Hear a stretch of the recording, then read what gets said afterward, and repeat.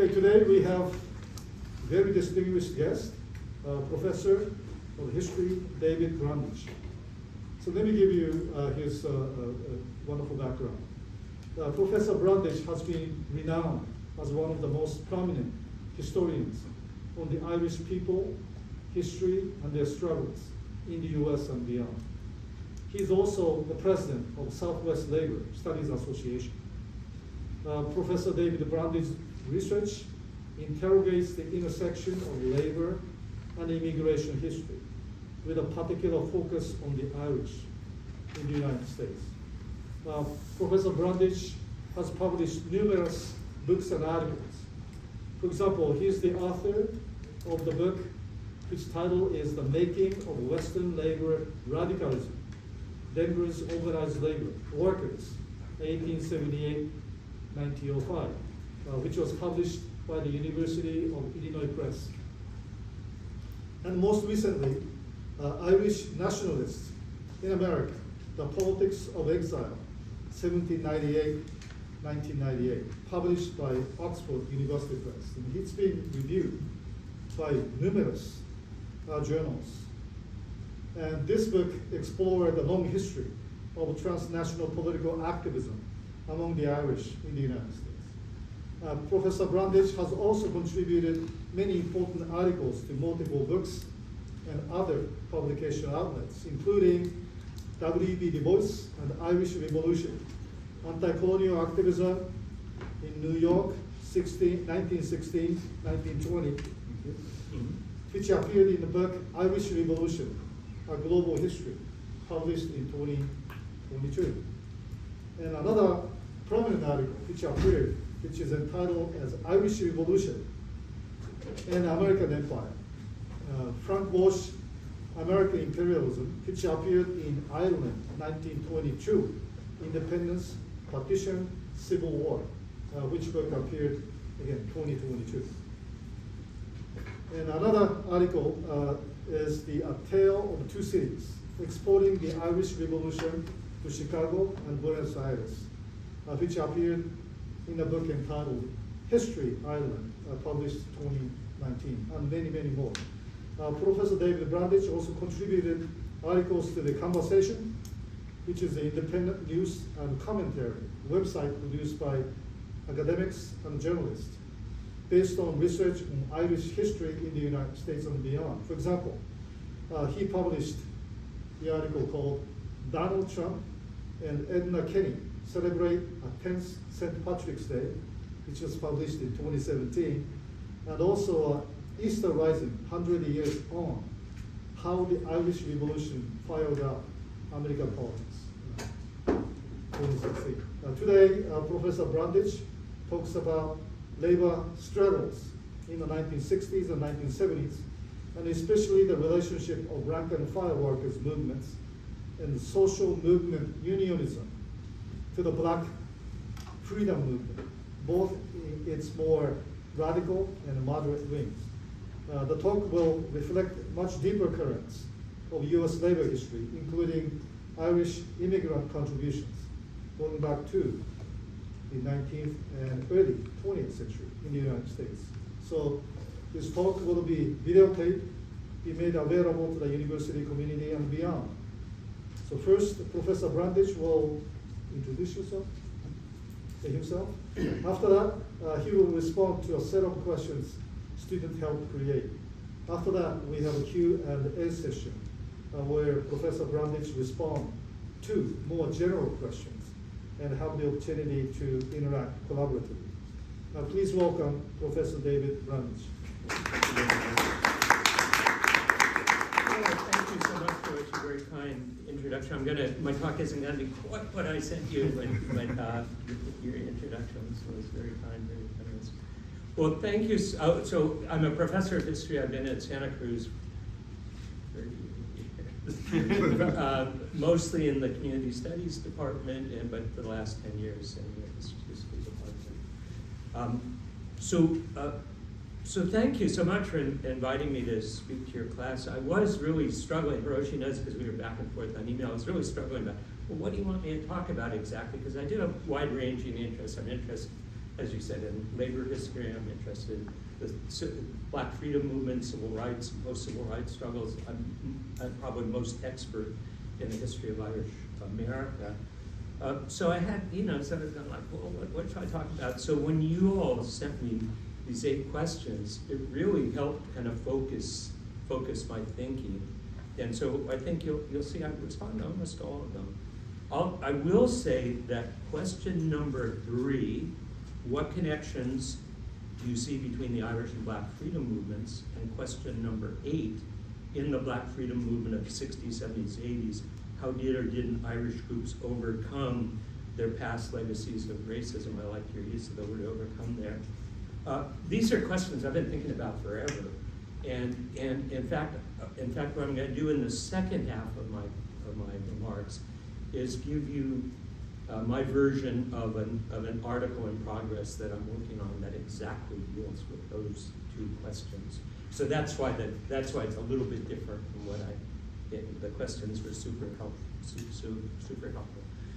So, but that's the second half. I'll try to begin by addressing as many of the other questions that you gave me as I can. So your first 2 questions are about my background, where she says, outstanding. We always love to talk about this, so try not to get too carried away. I grew up in California. I was born in San Francisco. I went to grade school in LA. And then high school in Palo Alto. By the time I went to high school, my family was Palo Alto. My family was pretty well off. Even though my parents actually both had a labor background, that's probably the key to my interest in labor history. They were both participants in the West Coast labor movement of the 30s, 40s, 50s. My mother had been a Communist Party member in the 40s. And my father, when she met my father, he was a labor lawyer representing a number of unions on the West Coast, going to a radical longshore workers union. And being a labor lawyer wasn't particularly lucrative in the 1940s, but this is a topic I won't really go into, but we can talk about in Q&A if you want. With the membership growth and the growing financial stability of American unions, being a labor lawyer, this was the era of like big labor, the 1960s and 1950s. By then, being a labor lawyer was a pretty good way to make a living. And again, I can talk about the evolution of labor if you want later on. But just to come back to me, in that sense, my upbringing was pretty sheltered and pretty middle class. But the Bay Area, where I went to school in the later half of the 1960s, was also a major center for movement against the war in Vietnam, especially the draft resistance. People, young men burning their draft cards, that was like a common thing in places like Palo Alto or Menlo Park or San Jose. That was like one of the main centers. In fact, I get carried away talking about this. I mean, the enforcement was so far behind because so many young men had burned their draft cards or sent them back in. They couldn't keep up even with the number of people they wanted to prosecute. So that was a big thing in the Bay Area. And where did you go to school at? Which school? Yeah, what school? Gun High School in Palo Alto. Got it. And then your undergrad, you talked about for college? I'll get there. Okay, sure. It is high school. So I became a kind of activist in high school. And of course, anti-Vietnam War was a big part of it, but also, as you all well know from this course, the Bay Area was also the base for the most important of the radical Black organizations, in my opinion, of the period, which was the Black Panther Party. So by 1967 and 68, again, I'm still in high school, I was very involved in what we just called the movement, the New Left, amorphous, different groups of movements, really. I was attending anti-war demonstrations in San Francisco, participated, even though I wasn't a Stanford student, and sit-in at Stanford, and then going up to Oakland in support of in demonstrations supporting Black Panther founder Huey Newton, who in the fall of '68 was on trial for killing a Oakland police officer. But as you know, I'm sure you know this in this course, this is one of the most politically charged cases of that era. I mean, this was just like a major event everywhere, but especially now, remember that everywhere in the Bay Area. So in 1969, graduated, went to college. I went to Reed College up in Portland, Oregon. With the plan, I knew I wanted to be a historian, not because I was a history buff, but because I wanted to write about the roots of what I saw as was other people of my kind of cohort were seen as American imperialism, US imperialism, what are the roots of this? But in college, I encountered another kind of history, those going by different names: social history, history from the bottom up, people's history, which really, really excited me, really turned me on, and which focused not on the elites that shaped foreign policy or American imperialism, but on ordinary people, on the experiences of African Americans, women, of immigrants, workers, and it attempted to give agency, a kind of buzzword of that kind of trend in history. It's, what are people thinking? What are they doing? History isn't just something that happens to people. History is something people make. So that's the idea of agency. So that historians up until then had mainly ignored. They ignored the people and they ignored the question of agency. There are big exceptions. The biggest exception, I don't want to get carried away on a sideline here, the biggest exception was W.E.B. Du Bois, who in all his writings, but especially for historians, his 1935 book, Black Reconstruction in America. I mean, he gets it, all of that, what I'm talking about is like the new social history, the new labor history. Yes, so people are not familiar with it, the notion of thinking about Civil War and Reconstruction as involving a general strike of African American enslaved people. I mean, it's just incredible. It was like dynamite. And so here's the thing about the historical profession. That book was not reviewed in the American Historical Review until January of 2023, when, as an act of whatever, self-criticism or an act of like, let's make up for lost time here, they finally gave a 7-page review to this incredibly important book. And so, they're doing the right thing now, but it just shows you how off the historical profession, and sociologists too, I mean, Du Bois was also a sociologist, but your profession knows so well, I think. Maybe not quite as much as historians. Anyway, so there are a lot of things going on in this new social history, and probably because of what I told you about my parents' background in labor, I gravitated pretty naturally to US working class history, in particular, hugely influenced by a group of Marxist historians in Britain, especially a guy by the name of Edward Thompson, who wrote in 1963 a book called The Making of the English Working Class, became the Bible of the new labor historians in the United States.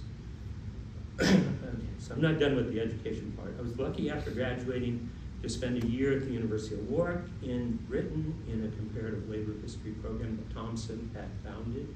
Himself, he was no longer teaching there, but he was sort of a presence, and he founded that. And then I returned to California to get a PhD at UCLA, and still now today. But when I was there, lots of grad students and young faculty really interested in this kind of project of people's history from the bottom, whatever you want to call it. So it was a very comfortable place for me. Okay, so I've gone on and on about me, but this brings me to your second question, which is, what was your first introduction to Irish people, culture, and history, including Irish independence movements? So, growing up in the suburbs of California, I'm not sure I had any thoughts about Irish people. I went to school with people with names like O'Connor, but people at that moment, especially in suburban white America, they identified as suburban and white. And there's a whole historiography and sociology about this, how the Irish became white. But the practical experience of that for me was that, so I'm not Irish, I'm Ukrainian Jewish in background, secular Jewish background. So I'm not Irish. I went to school with Irish kids, but didn't think of them that way or think much about their identity. So my first real introduction to Irish politics was my time studying in Britain, which was in 1974 and 1975. And this was during the so-called Northern Irish Troubles, which I'll talk about real briefly in a minute. And then, and as it happened, it was one of the several periods of time over the course of the Troubles that the provisional IRA was engaged in a bombing campaign in Britain itself, in England. Most of the violence took place in Northern Ireland. Most of it took place in the city of Belfast. Most of it took place in a very small working class section of Protestant and Catholic people in Belfast. Most people who died, over half the people who died in the whole conflict, about 3,700 people died. Over half of them died in the working class districts of Belfast. Okay, so it was not, yes? I'm sorry, this is just more of a clarifying question, but what were you doing in Britain? So I was studying labor history. Oh, this was for... So this was for the comparative labor history Yeah. program. So I was there from the fall of 74 to basically the summer of 75. Yeah, sure. So there was bombing quite close, I mean not close that I felt in danger, but close, right down the road. I was in Warwick, is in a city called Coventry. Birmingham is a city very close. There was a bombing of 2 pubs in October 1974 in Birmingham, killed 21 people, injured almost 200. Well, some of those people, the IRA said, were off-duty soldiers, so they were sort of military targets, but that's bullshit, you know. And then but then half of them were girlfriends or dates or family members of those soldiers. So this is my own editorial. So I was appalled by this kind of paramilitary violence and continued to not support that in the Irish context at all. I'm not pacifist, but I certainly don't support that. But it triggered my wanting to learn more about what are the roots of this Irish struggle around Northern Ireland. And what I learned, and this is like such a potted history, but I'll just try to say it as quickly as I can. The Northern Irish conflict, the Troubles, had its roots in the fact that at the end of the Irish War of Independence, which went from the Easter Rising of 1916 to about 1921 or 22, 6 counties of the 32 counties of Ireland were carved out in an artificial way and continued to be part of the United Kingdom. Those counties, really, and it was not a historic, they talk about Ulster, but it wasn't historic Ulster, which had 9 counties. This was 6 counties carved out of Ulster called Northern Ireland, and they were carved out because there in those 6 counties was a unionist, not meaning trade union, but wanting to favor a union with Britain, a unionist and Protestant. There's an overlap, 100% that overlap religion and national views, political views. There was kind of built-in majority. About 2/3 of Northern Ireland was Protestant / unionist, and about 1/3 Catholic / nationalist, Irish nationalist, or even we could say Republican now with a small r, meaning that they favored favored unity with the Irish Republic down to the south. Okay, so this is from 1920 basically on to this day, although now the population has changed a little bit, but to this day, Northern Ireland remains a society.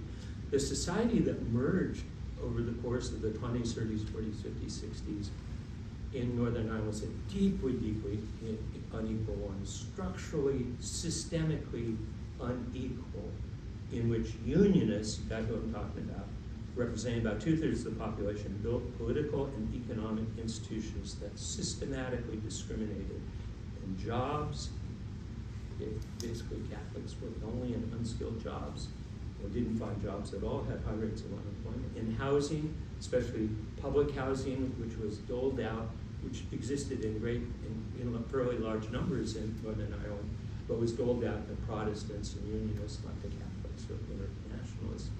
And in electoral politics, famously when the Prime Minister said we have a Protestant parliament for a Protestant people, well, that's 2/3 of the people.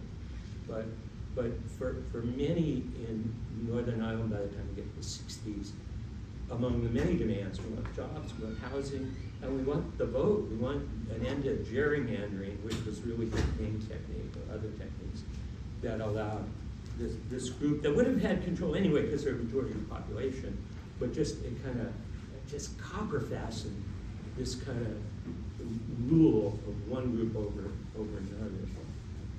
Now, this wasn't exactly the situation that black people were facing, especially in the South at the eve of the Civil Rights Movement in terms of disenfranchisement, job discrimination, housing discrimination, and segregation.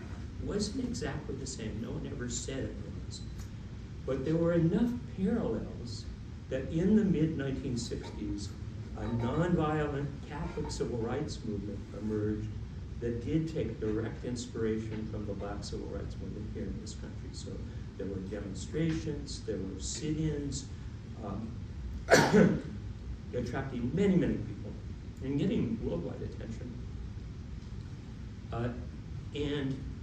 But they were met, well, so was the movement here, but perhaps even more, they both were met with violence. They were met increasingly with violence from mobs, from unionist mobs, from new loyalist paramilitary organizations that carried out assassinations of activists, and by the police, the RUC, the Royal Ulster Constabulary, which was 90% Protestant. So that tells you kind of where their point of view was coming from. Tremendous violence, yeah. Quick question, what's the difference between a unionist and a loyalist? Yeah, okay, so just shorthand, loyalists, the same, the term loyalist usually means also loyal to Great Britain, but they're usually, it's a word for the more extreme wing even of the unions. So we talk about loyalist paramilitary groups and unionist politicians. Yeah. Great, thanks. Please, questions like this, really. Anyway, so a lot of violence, and in response to violence, Britain decided to send in troops in 1969 into Northern Ireland. Hadn't had a military presence since the 1920s, sends in troops, theoretically to keep both sides from fighting with each other. But in reality, very quickly, British troops took the side of the unionist politicians and loyalist mobs. And as a result, in response to all this, the sleepy Irish Republican Army, long dormant, really hadn't done anything since the War of Independence, suddenly splits into two wings. One wing is the so-called official, they were the ones who held on to the name, the official Irish Republican Army, official IRA. And they had increasingly adopted a Marxist position, which was we can organize Protestant and Catholic workers alike, we'll have a working class socialist movement, but to do that we obviously have to put aside the gun, so they rejected the armed struggle. The breakaway group, calling itself the Provisional IRA, Provisional Irish Republican Irish Army, called for a resumption of the armed struggle. Drop the gun back in the 1920s, let's pick it up again, the gun and the bomb. The best book on the history of the Provisional IRA is just called, if you're interested, Richard English's, his name's just called Armed Struggle. That's the name of the book. So, okay, and this is the group we're mostly familiar with. Eventually we just start calling them the IRA. Jerry Adams was the most famous name associated with that. He was a young person during the time of the breakaway, but he was one of the people that led it. So for a while, in the late 60s, early 70s, you've got these two things going on. You continue to have civil rights marches, nonviolent. Although when I say nonviolent, often there'd be, they'd often have rock throwing at police, and police would sometimes beat people up. But then you've got this new provisional IRA, and they're training and they're arming themselves and getting ready but so you've got both things going on. And then January 1972, there's a march in the city of Derry, and British paratroopers opened fire on a crowd of just unarmed demonstrators. Some of the kids were throwing rocks. And they opened fire and they killed 13 demonstrators, wounded many, many others. This is called Bloody Sunday. And so January 1972. And you know, all the historians and everyone who studies it said, well, Bloody Sunday is like a recruiting poster for the IRA. I mean, you couldn't even do it better if they had planned it themselves and said, okay, innocent civilians engaging in nonviolent civil disobedience, look where that gets you dead. Look what we have to offer. You know, pick up the gun again and begin the armed struggle.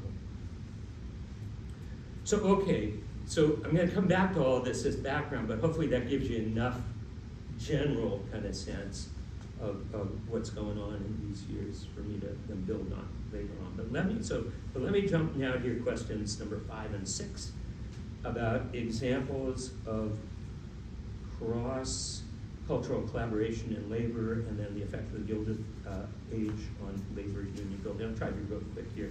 So the term Gilded Age comes from a Mark Twain novel. I think wrote it with someone else in the 1870s. And the idea was there was a real golden age, but then there's this gilded age of the super rich, the robber barons, and there's gross inequality. And Twain was kind of a social critic, and so it was like there's the rich and the poor. And so ever since then, and I've never read the book, Gilded Age, probably should at some point, but ever since then the term has been kind of shorthand for like extreme inequality and also because the arrogance of the rich. And so it's not uncommon today to say, well, we live in a unique Gilded Age. That's something people say. So Gilded Age, though, is also the period in which the American labor movement really is birthed, as your question recognized. That's going to be, you knew the answer to the question. Some of you did. Yeah, many trade unions that still exist in some form today first emerged in this very period, the 1870s and the 80s.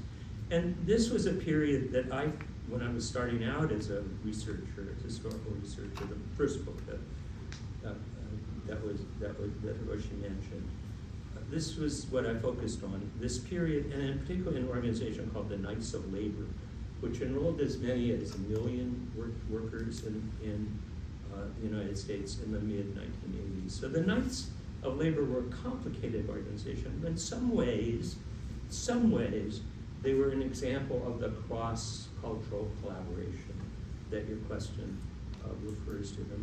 The motto is injury one is the concern of all. Some immigrants, European immigrants, rallied to the organization. Women workers for the first time organized it, and some organizing early. But it's really with the Knights of Labor that we see big steps forward in terms of women workers organizing, becoming labor leaders themselves. And most striking of all, since remember the 1880s, it's just 20 years after the Civil War, less than 20 years after the end of the Civil War, most striking was the way that black workers, mainly agricultural workers in the South, but also in other southern cities, African Americans mainly lived in the South in the late 19th century, was the way they rallied to the organization. The organization made a point of holding its 1886 convention in the highly segregated city of Richmond, Virginia, where the leader of the Knights, Terence Powderly, gave a ringing denunciation of racism that really got the word out, so that by the time you get to the later 1880s, in the South, not the North, in the South, the Knights of Labor are mainly a black labor organization, mainly black. So this all sounds like a good example of what we're getting at. I have to say, though, that reality was messier, and it's always going to be messier when you're asking this kind of question. Examples of solidarity, examples of in my opinion, cross-cultural collaboration. So I talked about the Knights of Labor in the South, but if you look at the Knights of Labor in the West, you see that white members of the organization threw themselves into support for the anti-Chinese movement, which is the first of many anti-Asian movements in the West. They participated in the demonstrations that led up to the 1882 Chinese Restriction Act, and then took place in even more violent incidents in the West and throughout the West. So the reality is always going to be more complex than our search for these, in my opinion, our search for these models, or messy. But I do want to say that in my view, had the Knights of Labor not gone into decline in the later part of the 19th century, the possibilities were there. The possibilities for further anti-racism, anti-sexism, solidarity, they were there, but they didn't fully develop. That's what I said. So instead what you got emerging by the end of the 80s was a new labor organization, the American Federation of Labor, which was made up of constituent unions. Not every one of those unions excluded black workers, but most of them did. Not all of them excluded women workers, but most of them did. And the AFL, this umbrella organization, said, fine, do whatever you want. So that's kind of where we are. Okay, now, I guess I'm good, huh? Okay. Now to come back to the Irish. I'm going too long before I get into really what I really want to present to you. Now come to the Irish. So it was my research on the Knights of Labor that led me to an interest in Irish nationalism, especially links between working class activism and Irish nationalism. Why? Because the Knights of Labor were overwhelmingly Irish American, either Irish immigrants or children of Irish immigrants. Their leader, Terence Powderly, was Irish Catholic. And not only that, he was the head of he was active, he was not only head of the Knights, he was active in a secret revolutionary organization called Clan na Gael, which sought overthrow of British colonial rule in Ireland. And so I was very interested in this connection between workers on the one hand and this transatlantic political movement for Free Ireland on the other. And that interest in that connection finally got me working just on Irish nationalism itself. As Roshi said, I published a book on the movement of Irish nationalism in America over a 200-year period. The peak, though, and I'm almost done with this section, I'm going to the next. The peak of the movement came from in the period of the War of Independence, from the Easter Rising in 1916 to partial independence in the 1920s. And that's when this outpouring of support in the United States, maybe 2 million people joined nationalist organizations. Fundraising brought in nearly $10 million for a revolutionary movement fighting the British in Ireland. 2 million, I meant to look it up, what that would be in today's dollars. But it's mainly $1 here, $1 there, and it was huge. It was this huge upwelling of support.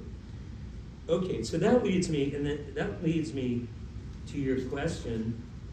What were the Irish race conventions and why were they important? So the Irish race conventions. So the short answer is they were expressions of what I would call diasporic activism, stressing the unity between the Irish in Ireland and the Irish abroad, that is the Irish diaspora. And most of the immigrants went to the United States. The United States was the main center, but it wasn't the only center. So between 1919, the first Irish race convention was in 1960 in New York, but between 1919 and 1922, there were Irish race conventions, not only in Philadelphia, but also in Melbourne, Australia, and Buenos Aires. There was an Irish immigration to Argentina. And then there was a similarly named Irish Race Congress in Paris in 1922.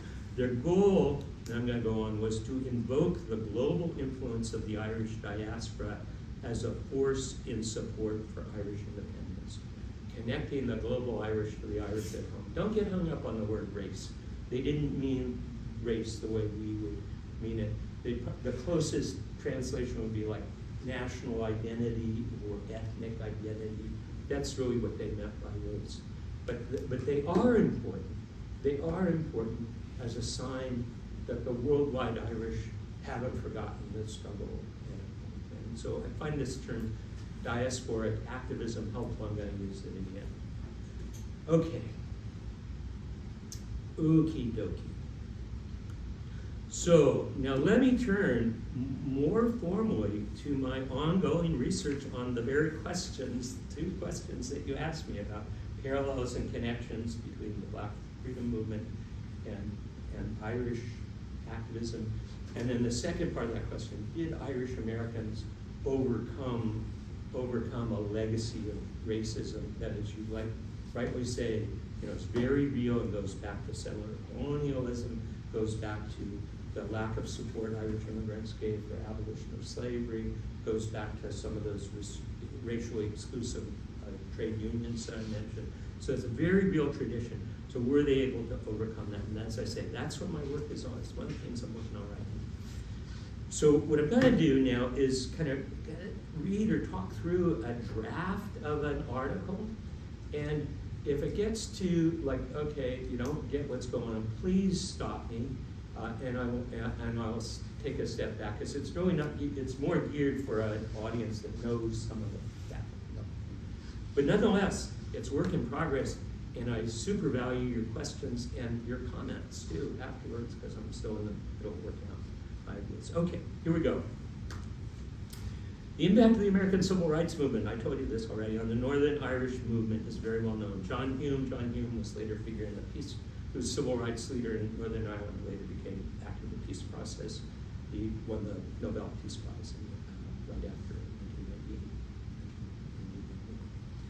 1990. Hume and others often spoke of their indebtedness to the fight against Jim Crow and adopted the civil rights anthem, American civil rights anthem, "We Shall Overcome," as their own. Other strands of the movement, represented by Bernadette Devlin, who was a college student at Queen's University, and part of a radical group at Queen's in Belfast called People's Democracy, were influenced by more radical currents in the Black freedom struggle, such as the writings of Malcolm X. I have to say, years ago, Bernadette Devlin came and spoke here at Santa Cruz. Gosh, the struggle was still going on in the 90s. And she said, well, sure, it's easy for us on the outside. It's not a war between MLK and Malcolm X. We took this from him and this from him. And, you know, so that's very interesting. That was super interesting to me. And People's Democracy worked to forge direct links with militant organizations, particularly the Black Panther Party. One thing she did when she came to the U.S. in 1971 was to visit Angela Davis, who was then in jail, waiting trial in connection with Jonathan Jackson's attack on Marin County Courthouse. I don't know if Bettina talked about this much at all. The famous, you know, she wrote a great book on Angela Davis's trial. And so this part is pretty widely known, where my own original, you know, work is going to come in here. But a great book on this, what I've said so far in that paragraph, is Brian Dooley. It's called Black and Green: The Fight for Civil Rights in Northern Ireland and Black America. And there's Angela Davis and Bernadette Devlin. So you can see that's the way he kind of thought. Well, these are the two icons of these two movements. Okay. Connections between Irish American and Black American activists, however, are much less well known, and that's what your questions were trying to get at. In fact, the very existence of such connections seems to run directly counter to a commonly accepted picture of extreme Irish American racism in this period, and certainly this is the way many of the Northern Irish activists themselves saw it. So a leader in Derry, still around, still active, in the city of Derry in Northern Ireland, Eamon McCann, recalled that years later, we all knew that Irish Americans were deeply racist, and an awful lot of them were, and they were deeply suspicious about this emotional and ideological link between Black American civil rights and civil rights here in Northern Ireland. Well, that's a little bit vague. His comrade Michael Farrell from People's Democracy says it more directly. We didn't like Irish Americans, he says, because we saw them as racist bigots. So there was certainly evidence for this view, definitely evidence for this view. So here's the Clan na Gael again, which I mentioned to you back in the 1880s. Clan na Gael is still around in the 1960s. St. Patrick's Day in 1969, they finally decide they'll carry a banner for the Northern Ireland Civil Rights Association in their St. Patrick's Day parade, but only if the banner states clearly that, to quote one member, Clan na Gael was supporting civil rights in Ireland, not Black civil rights in the U.S. I mean, they just wanted to make that clear. I go on and on. The Northern Irish leader, Austin Curry, touring the U.S. in 1969, so crowds would walk out on him. Irish crowds would walk out on him whenever he mentioned the Black struggle. And then Bernadette Devlin, I mentioned her 70s tour, but in her first tour in August '69, extremely complicated. First of all, she comes to America And these conservative Irish Americans are calling her Joan of Arc. She's Ireland's Joan of Arc, because she was such a dynamic leader of the civil rights movement. First of all, they discovered she was a socialist, and I got like, what? They weren't expecting that. And then wherever she goes, you know, when she's in LA, she visits South Central. She meets Black community organizers there. When she's in Chicago, she meets with the Panthers there. And so you know, the Irish American leadership is going nuts. And so they called her Joan of Arc when she came. But by the end of her tour, she was called, this is the most famous, very gendered, take it that way, attack. Brenda Devlin says one, it's just Fidel Castro in a miniskirt. So heavy duty ruptures in this movement. So there's definitely truth in the traditional picture of Irish American racism, but it's far from the whole story. And this is where I think I'm making some kind of contribution here. In the late 60s, American support for the Northern Irish struggle involved not only orgs like the Clan na Gael, but new groupings of young Irish Americans, many of them college students or recent graduates, with their roots in the New Left, or the movement, as I called it earlier. And they had, and as a result, that very strong commitment to the Black struggle for equality. You see, it's really a that's why I need to develop this. If I develop this, I need to develop the generational split that I see really happening in Irish Americans. So one famous figure, Irish American New Left, was Tom Hayden, a key leader in Students for a Democratic Society. His ex-wife, Casey Hayden, very important, was one of the white students, one of the very few white activists in SNCC and the Student Nonviolent Coordinating Committee. She just passed away in January. She was, in her own right, really important as a key figure in women's liberation, the more radical tendency within second wave feminism, and a really, really important, great person. Just passed away in January. Can dig up a bit in the New York Times or anywhere else. But back to Tom Hayden, wrote a book later called Irish on the Inside. And he said in that book that he became aware of his own Irish identity, the Irish American identity, through an indirect transatlantic Black connection. When he watching on TV, he saw dairy demonstrators singing "We Shall Overcome," as Catholic white demonstrators singing "We Shall Overcome," and then being beaten up by the RUC, by the cops. He said, well, heck, that's my identity. He says he experienced an epiphany in which he realized that the Irish struggle could be a parallel to his anti-war workers, Black freedom support group. But the ranks of the Irish American left, I argue, went far beyond Tom Hayden. The first of several new organizations began with a guy by the name, I don't know if he's alive anymore or not, his name was Brian Heron, who was the grandson, some of you know this, maybe not, he was the grandson of James Connolly. James Connolly, okay, he was one, oh, you did great, okay. Question later on. What? I have a question. Okay, cool. Okay, I'll try to make sure. So James Connolly was one of the leaders of the Easter Rising, but he was also a socialist and a labor activist, and he was executed with 15 or so others after the Easter Rising was over, just boom, boom, boom, executions. And so, not coincidentally, his grandson, even though he's living here in the Bay Area, you know, he continues to hold on to many of these radical traditions that come from his grandfather, of course, he never knew.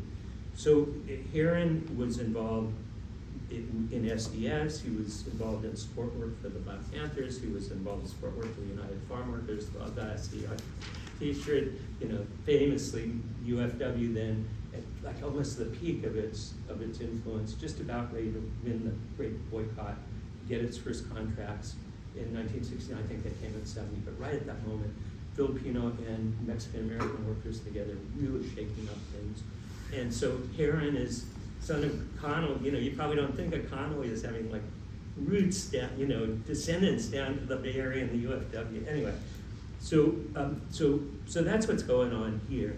April '69, Heron moves to New York. He founds an organization. Here's where it's going to get alphabet soup. I'm going to get some of this out here. National Association for Irish Justice. Main thing about this, unlike Clan na Gael, unlike Ancient Order of Hibernians, unlike the more conservative and older group of Irish Americans, this was a young person's organization, vigorous in its support for the Black freedom movement.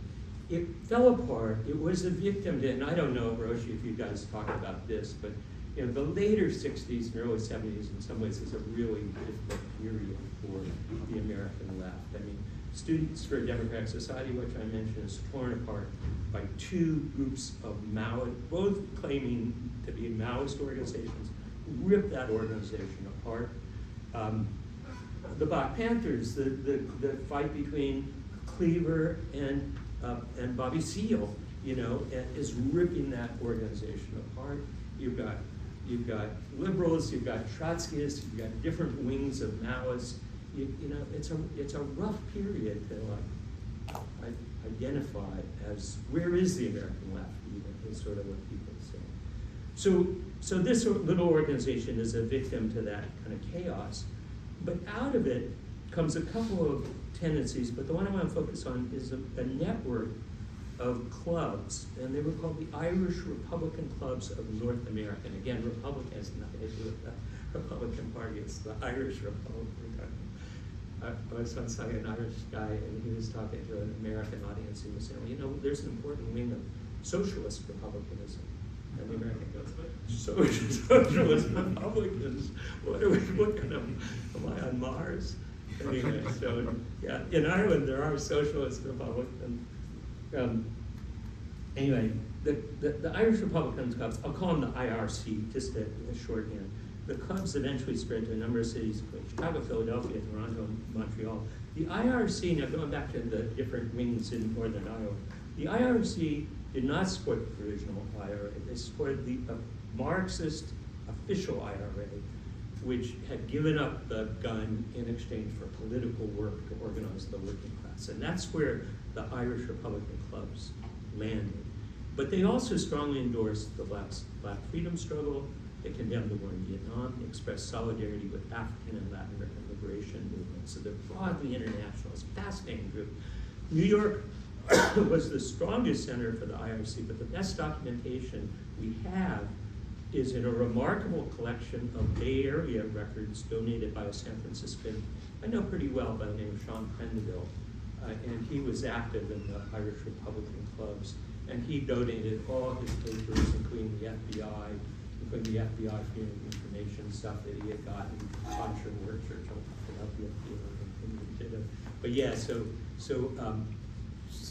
all that's there. It's actually deposited, unfortunately, in New York City in an archive there. But it's like amazing. It gives you almost day to day what's going on in Berkeley, San Francisco, the Santa Cruz branch of the Irish Republican. What were they doing?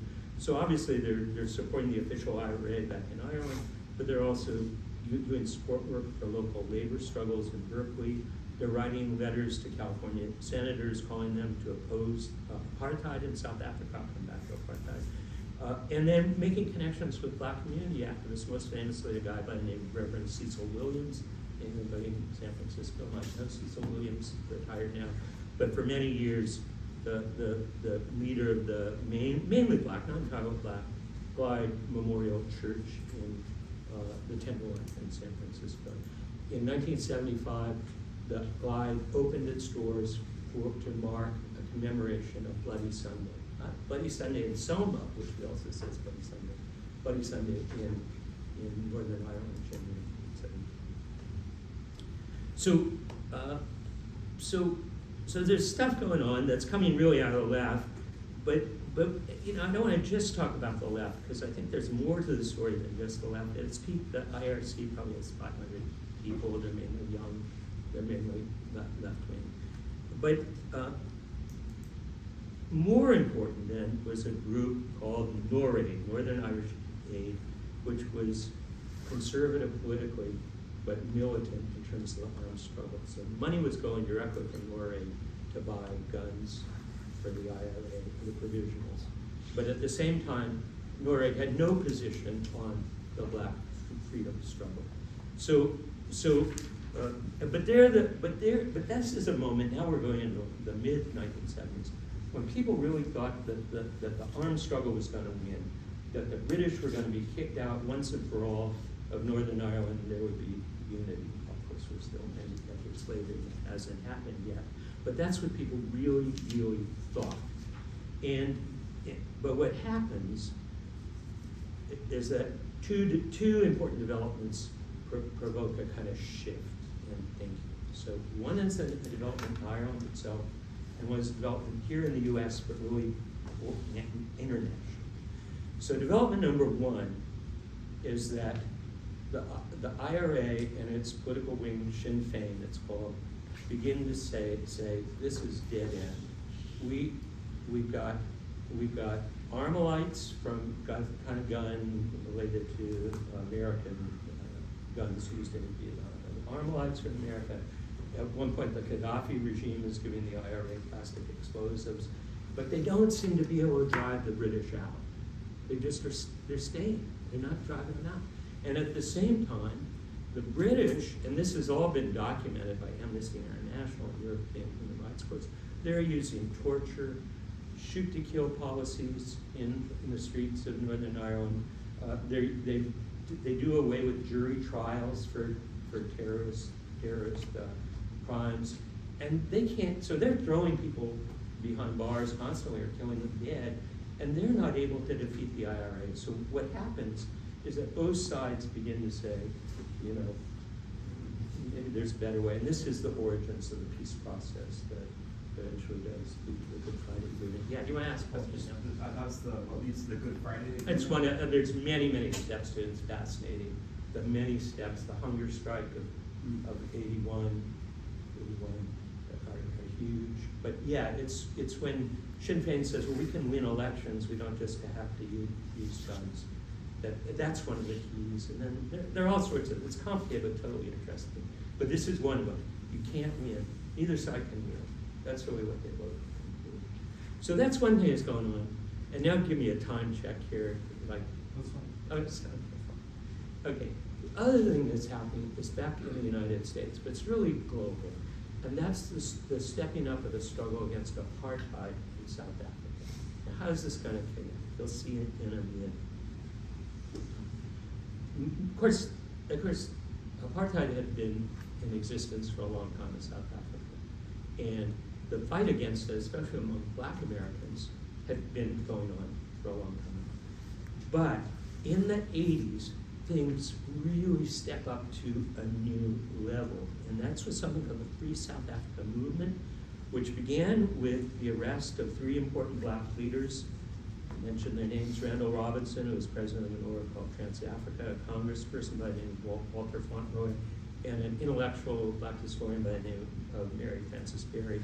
They were arrested at a sit-in at the South African Embassy in DC in November 1984. And now, what happened next, you know, historians have written about, but there's also a great film called Have You Heard from Johannesburg? I recommend that, which talks about that next. And what happens next is hundreds of sit-ins and demonstrations and arrests at the South African Embassy and at consulates all over the country. Students are getting arrested, religious leaders, labor activists, celebrity Hollywood stars, members of Congress. In the end, some 22 members of Congress are arrested for civil disobedience. I mean, how common is that? That really people hadn't seen anything like it since the heyday of, you know, SCLC and the Southern fight against Jim Crow, like 1964, 65. That was how you had it. And this was black-led, too. That's like those struggles. This was black-led, but interracial. So again, see the film. There's scholarly stuff, but see the film. You heard from one of the things about the film is that you'll see pictures of Stevenson Courtyard where because there were demonstrations at UCSC in support of this movement. Here the call was for divestment. The regions should divest UC's financial holdings from South Africa. So these two developments, stalemate in Northern Ireland, and by contrast, something that seems to be really successful, which is a really breathtaking example of what I would call, again, diasporic activism, but not coming from Irish now, but from people of African descent in the US, directly paved the way for a new direction in Irish-American activity. And this was the fight for the so-called McBride principles. I'll try to be really quick. Almost that. The McBride principles were named also November 1984. were named after a guy by the name of Sean McBride. He had been one-time chief of staff of the old IRA, early 20th century IRA. He later became an Irish government official. Later, he was one of the founders of Amnesty International, also won the Nobel Peace Prize for his work with amnesty.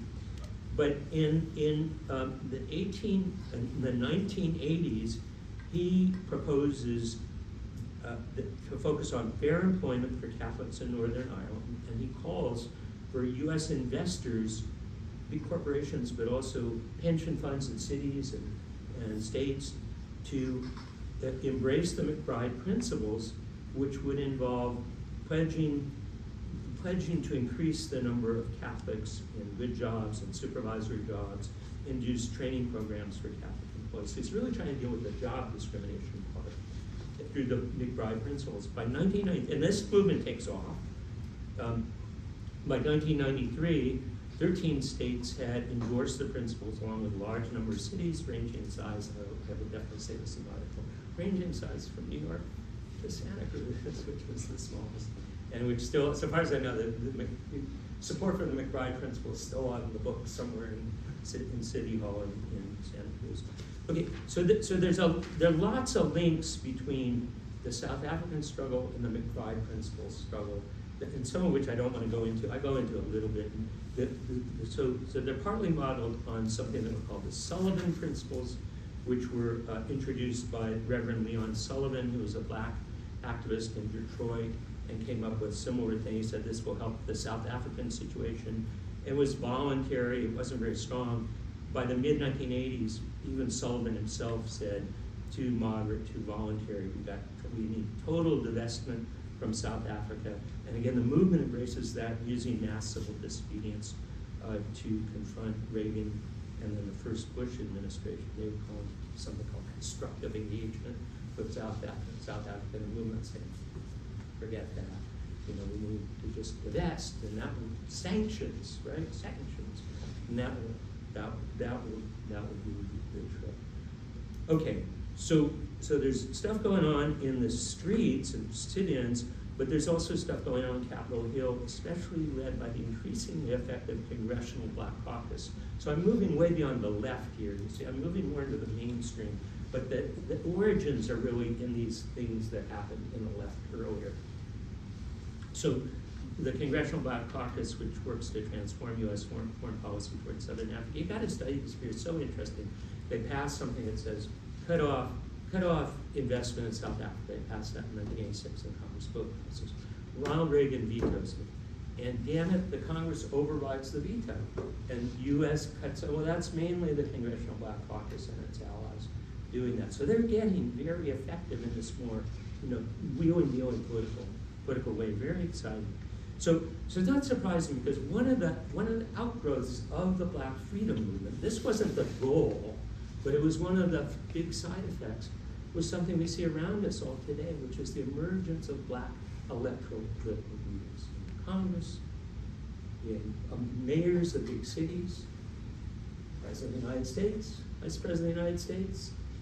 This is one of the offshoots and these are the very people, emerging class of Black politicians, electoral leaders, that the McBride folks are going to. And the Irish activists are very aware of the parallels between South Africa and Northern Ireland, and they're doing it all the time. So the guy mentioned, Reverend McManus, Father McManus, he doesn't just work on Ireland. He goes off and gets arrested at the South African embassy as well. And he says these two are just different parts of the same struggle. Okay. So the Irish are doing, then on the Black politician side, they're doing it too. Reverend Jesse Jackson runs for president in 1984 and 1988 as a Democrat, runs for the nomination. He was the hope of the electoral left at that point. He was the Bernie Sanders of the day, if you will. And doesn't make it, but he wins some states in both those years. Well, he has many issues, including support for labor, including support for civil rights. But two of his issues are actually South African divestment and the McBride principles. So he's totally embraced that. So too the New York's first Black mayor, a guy named David Dinkins, who won significant and surprising, given the tradition of Irish American racism, surprising support in Irish American support when he ran unsuccessfully for re-election in 1993. He was beaten by Rudy Giuliani, and we've been suffering the results of that for decades. Okay, nearly done. So black political leaders like Jackson and Dinkins are supporting the campaign for a number of reasons. Some stress, as the job focus the McBride principles, some stress job discrimination and affirmative action. The McBride principles were actually a form of affirmative action. They were saying they were using quotas. They said you need to get quotas, of Catholics employed. And affirmative action then, as it is now, was under attack in California and other places. That's when California eliminated affirmative action. So that's part of it. But then the larger international canvas, especially relating to South Africa, is also significant. So this is where I'm sort of wrapping up. Certainly this was the language with which San Francisco's first black mayor, Willie Brown, greeted Martin McGuinness, one-time commander of the IRA, who was now a leader of Sinn Féin and a key figure in peace talks. When he comes to San Francisco in 1997, big crowd of people gathered to hear him. And he's greeted by Willie Brown, who is mayor, but who was, when he was Speaker of the Assembly, had led the fight for the McBride principles in the California legislature. He's greeted by State Senator Tom Hayden, who I mentioned to you as a new leftist, but who is now who's by then unused a state senator. Brown presents McGuinness with the key to the city of San Francisco and says, "The struggle which you're engaged in is a very noble one. I link your struggle against the British Empire directly with the struggle we have here for equal justice under the law." So I hope that speaks to the connection you all wanted me to speak to. That's where it ends. And I've got a lot to do before I can publish this piece. I've got to go back to, I've looked at these archives of the Irish Republican clubs. I've got to go back to Belfast. There's a center there called the Linen Hall Library, which its job is just to collect social and political movement stuff. And it's got, I've been there once, but it's got lots of stuff on these black Irish connections that I really want to explore further. But as I said, it's totally work in progress, so I'm open. I would welcome any question, just whatever you'd like to answer, but any comments you want to give on what I've said, really would be useful to me. So thanks very much.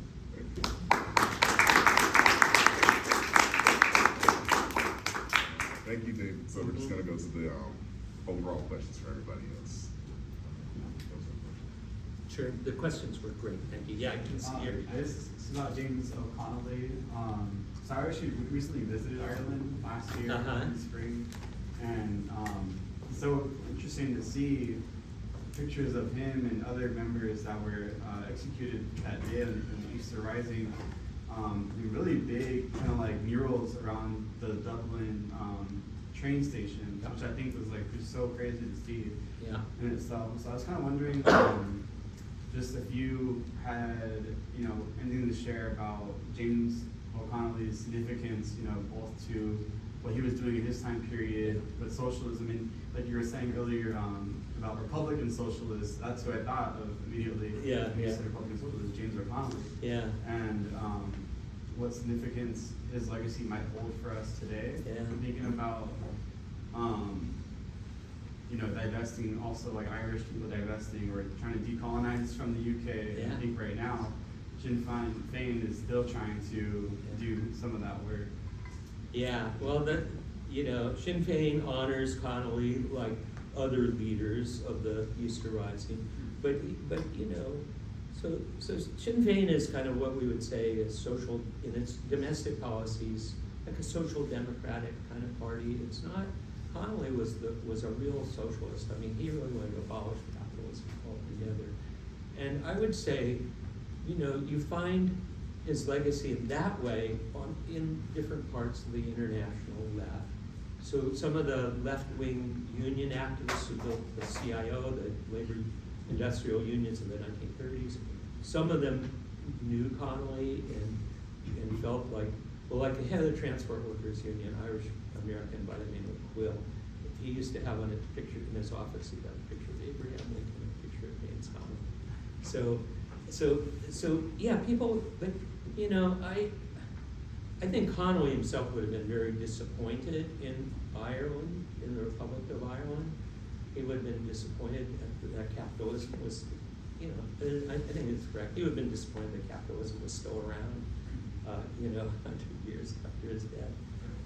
And he would certainly have, he spent time in the United States organizing labor. You know, he might have seen signs of hope in, you know, progressive Democrats and, you know, Warren and Sanders and things like that. He might have Occupy, he would have been a big supporter of Occupy if he had not changed his views. But there is a sense, too long-winded, but there is a sense that once he's martyred, well, then people can kind of say whatever they want about him. So he was practicing Catholic too. So we said, well, he believed in Catholicism, you know, or he believed in Irish independence. Well, he did, but they kind of wash out even though I've seen those murals, you know, in Dublin, I know he's I went first time to Ireland, and the museum was his shirt with the bullet holes, you know, was right there in the glass. So he's definitely a martyr. But whether people really honor all of his ideas in Ireland. Yeah, I was talking to someone about like my Marxist ideas at a pub in Ireland, and he's like, oh, you're a Marxist. But it was interesting too though to see that like they weren't so like, what? Like I think here, you tell someone you're a socialist, the reaction generally is like, yeah, no, that's been my experience too. That, that it's more like, oh yeah, that's one of the sets of ideas on the spectrum. Right. Exactly. On the spectrum of political views to be a socialist. Yeah, Mm-hmm. yeah, I agree with you, but it's certainly not the dominant one in the Republic of Ireland. Go capitalism for quite a while. Yeah. I know you mentioned being a pacifist, and I was wondering if you feel like, or if you think that the Irish people could reach the level of independence and decolonization without like militarized activism, or do you think that I'm not a pacifist, and I don't. So I misspoke. I said I'm not. I probably mumbled. I'm not a pacifist, but I wouldn't have supported the provisional IRA, and I didn't. But no, actually, I don't think independence for the Republic of Ireland, which is like part of is partial independence. I don't think that could have been one from Britain without a guerrilla war. I think that was necessary way that the thing went down. But my views about Northern Ireland are a little bit different, and it's that I feel like the civil rights movement was making progress towards getting rid of some of the most egregious forms of like discrimination. They were making progress when Bloody Sunday and the armed struggle kind of got in the way of that, I feel. And then the other thing I would say is, you know, Jerry Adams, Mark McGuinness, all those people were supporters of the armed struggle, and they ended up in the end supporting electoral politics, and I just wish they had done it 20 years earlier. Less people would have. But I'm not a pacifist in general. It's more like different situations seem we have to analyze them different ways, is my point of view. Yeah. Just a question about like the context of Northern Ireland. At that point, were they also seeking independence from England, or were they just seeking for like an alteration of like rights? No, so that's a great question, and it's kind of messy. So the civil rights movement, the Northern Irish civil rights movement, deliberately says we are not going to go to the question of independence. We're going to fight for rights. Okay. When the provisional IRA emerges, they absolutely say we want a unified Irish republic, and we want the 6 counties to join. So they absolutely do.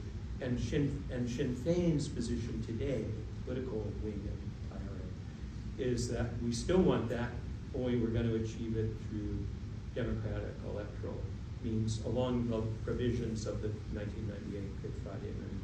We're coming up to the 25th anniversary of Good Friday next month, and so and there'll be a lot to read about the nature of that agreement, where things are now. And I think, I said this in a class, I was in a class on Irish history, Wisconsin had me in, and I said, next, do you think we'll see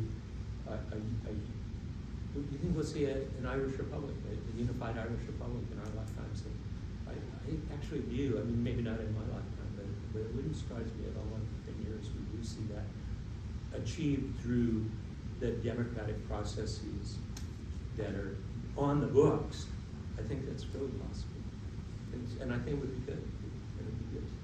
Yeah. Yeah, my question is regarding, thank you for speaking about the IRA, about how it's split into two different groups, one for militarized activism, of course, and one for political activism. Do you see any similarities or differences between like Black liberation movements and also the work of the IRA in terms of community care and also activism? So you guys are more versed in the politics of the American 60s than I am right now. But certainly the split in the Black Panther part. Well, so I'll quote Brundage. She went back to Ireland. She said, "Oh, when I was in America, I see that the split in the party between, Newton on the one hand and Eldridge Cleaver on the other. One saying we got to work long term. The other saying we need to pick up the gun." That's basically what Cleaver was saying. I see that as the same as what we're talking about with the official and the provisional IRA. So clearly not exactly the same, but yeah, I think in general, if you looked at a range of other movements in the late 60s, early 70s, there was definitely a revolutionary moment, or felt like it was for a lot of people. But then there were other people saying, no, it's not going to happen overnight, and it's not necessarily going to happen, through armed struggle.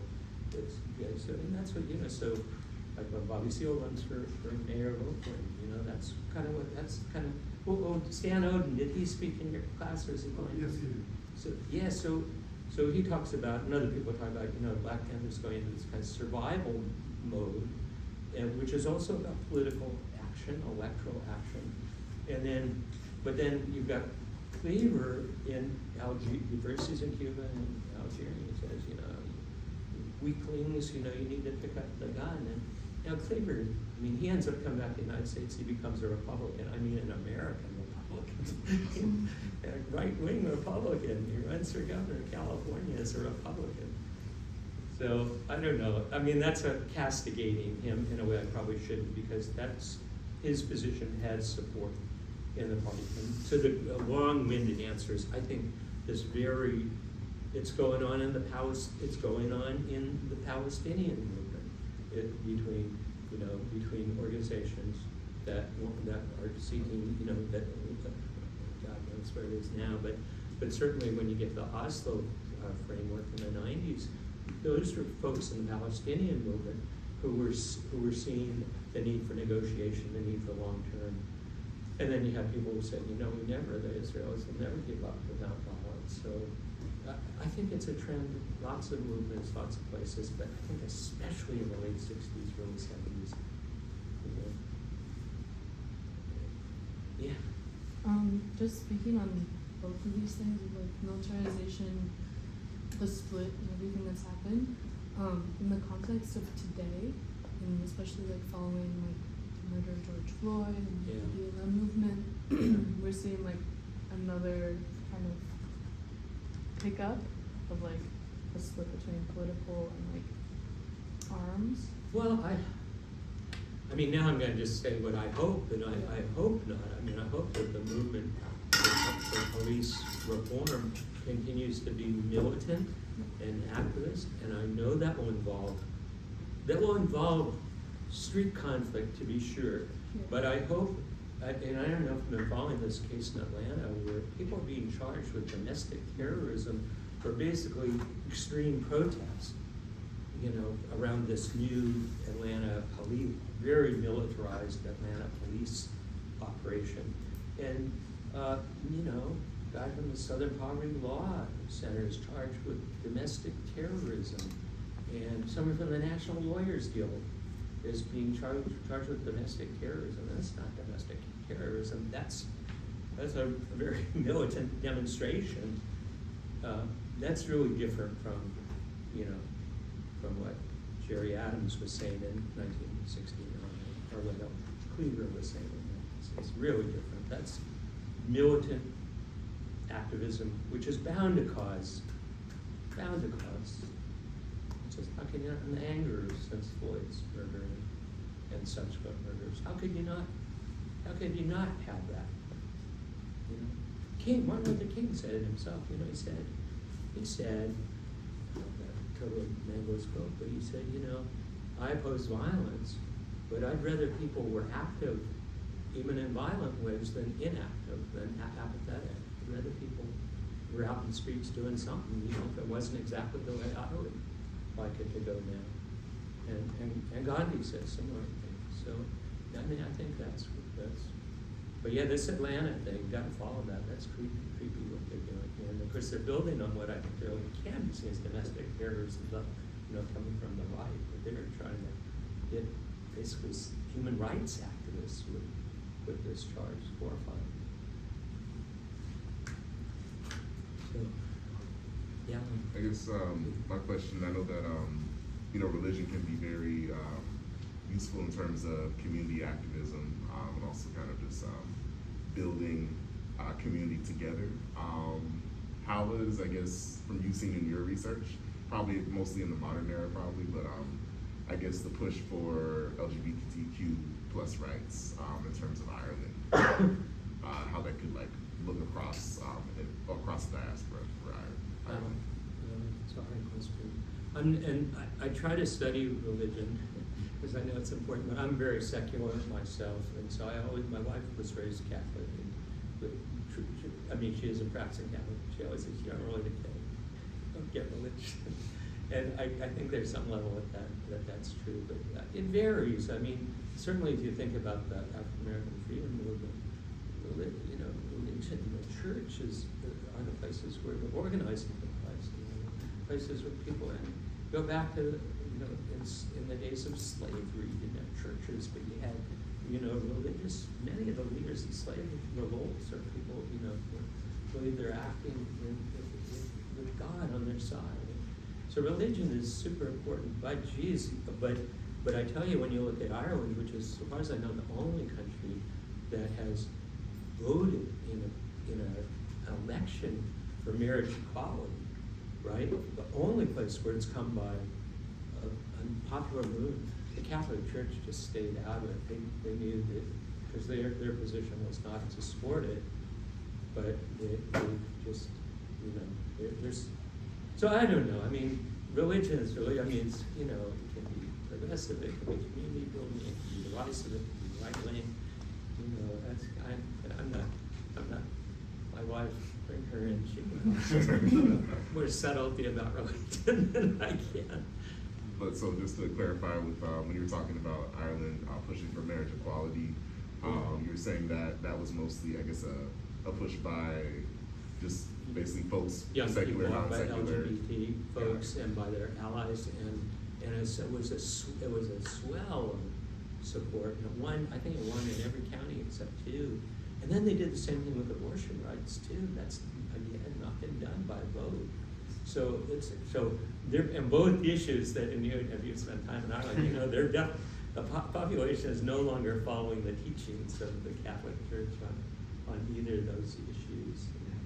And there are many reasons for that, but the first time I went to Ireland, I'm sorry, I can't give you one story. It's still on the books. I was living in Ireland for about 2 months in 2017, and there was a guy on the radio, and he said, if children are starving in the world, I can't believe in God, because God couldn't do that. And the government explored using blasphemy laws against him for making that statement. Now, it was immediately pulled back, and it was like a huge embarrassment that laws like blasphemy law to say you doubt the existence of God because of horrible, that's blasphemous. Jesus. So anyway, that, you know, so religion is religion, don't get me going. It has certainly, historically, you can see its power for good, you know. Absolutely, absolutely. And the opposite too. I guess kind of bouncing off of the question about, I guess, the place of queer people in the movement, thinking about the two different movements in Ireland. I apologize if I say these wrong, I'm just typing fast, so I'm glancing at this, but I believe it was the provisional IRA and the official IRA. You know, we've had different speakers come in and speak to how accepted queer people were among those movements. You know, for example, one speaker said that was part of the Communist Party formerly said that, you know, there was not a lot of acceptance and spoke to that. And so I'm curious if you know for either of those groups, or even if you just have more knowledge on one than the other. Yeah, no, it's a really, really great question. It's a really great question. And all I can tell you is that by the 1990s, when it's well into the peace process, Sinn Féin, which is the arm of the guys with the guns, you know, they were speaking out, as the Panthers did later on, in favor of women's equality and gay and lesbian equality. So that was their official position. But how deep it was, I can't really tell you. You know, built into that movement in its early days, especially, was a real male ethos of confrontation violence. It was, you know, you pick up the gun and that's a man's job. And so I don't even know enough about gay and lesbian. You know, I know, of course, in the civil rights movement, so I have a friend, Jim McCloskey, probably known in linguistics, but he was a young person. He never supported the militant wings, but he was active as a high school student in the civil rights movement in Derry, and one of his best friend was gay, he said, but they didn't talk about that. They didn't talk about that, and it was only kind of officially, you know, in the 90s, Sinn Féin says, yes, of course, like all right-thinking progressive organizations should support movements. But so I think that's, you know, I'm winging it a little bit, you can tell, but I think that's a general sort of answer. So then you say, well, where does this popular movement come out of, that they're able to get marriage equality through a vote?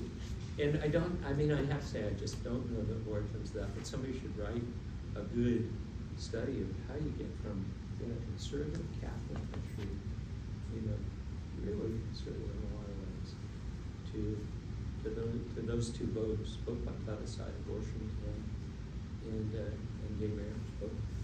I can't think of the answer. So. Thank you. Yeah.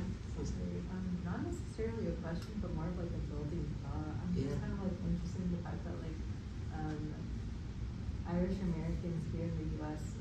Understood what was going on in Ireland, and they understood that like the liberation there, but then they saw it like here in the U.S.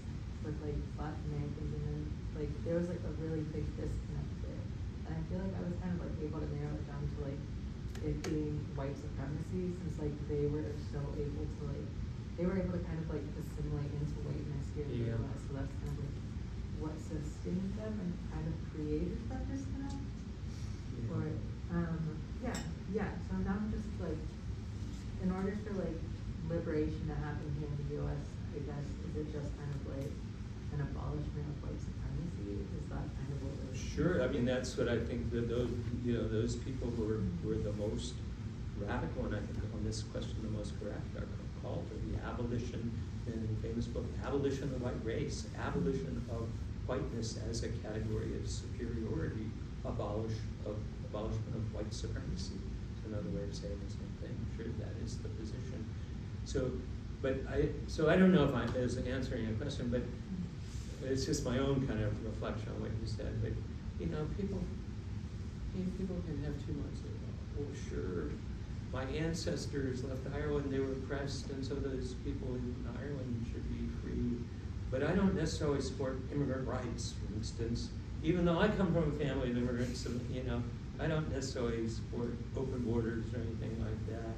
And this is a pretty common, I mean, I think people can look at it from a narrow, you know, world, but they don't say, well, but aren't those universal principles that have applicability?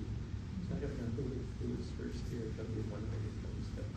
Mine's just kind of like a build off of that. Where do you see the split happening between like Irish Americans and Black Americans? Because like we know about indentured servitude and then like slavery and things like that. Like where was that split? So it goes back early. It goes back to, I mean, when the bulk of Irish Catholics in the first wave migrated to the U.S., it's in the 1840s, this is also a period when the abolition movement to abolish slavery is really heating up. And so the Irish as new Americans, you know, the question becomes, well, what is your stance on slavery? And the response overall, and there are exceptions, but the overall stance is, it doesn't have anything to do with us, we don't want to get involved. Even though there was a leader back in Ireland, he's called the Liberator, his name is O'Connell, and he was a militant anti-slavery person, but the Americans turn off, the Irish Americans kind of turn off with him, and said, well, this is something, it's not our problem. So I think, and then positioning themselves against abolition is the risk. But your question got at the role of Irish Americans in the rest, you know, settler colonialism, and then, you know, on police forces, and so it's deep and multi-layered, but it's real. But it doesn't mean that there aren't, you know, it's a kind of, it doesn't mean that there aren't dissenting voices, but it's real. It's real for sure. So, yeah.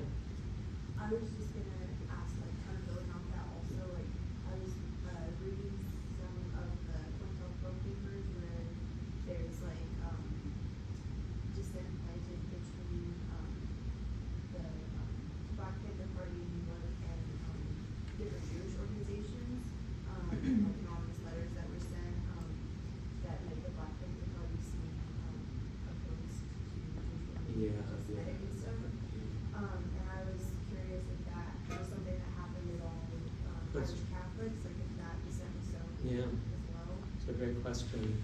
So you're talking about like the FBI and COINTELPRO and so saying, oh, we're going to put out a hit on you, like the Young Lords and the Panthers, or us in Southern California and the Panthers.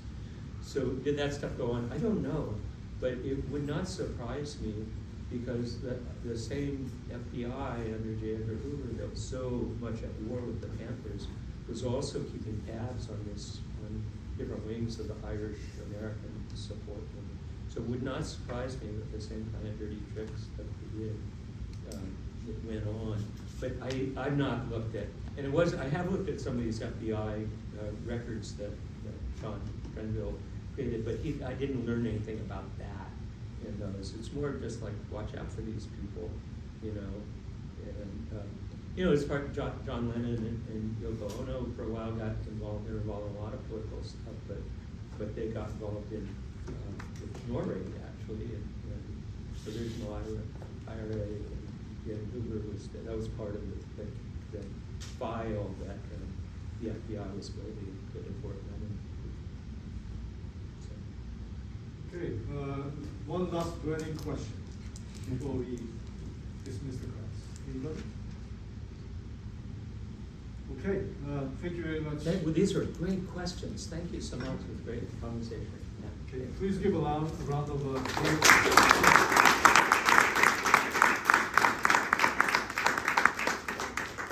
Thank you very much. Thank you. It's a great presentation. Yeah, it was fun. You done great here. Thank you.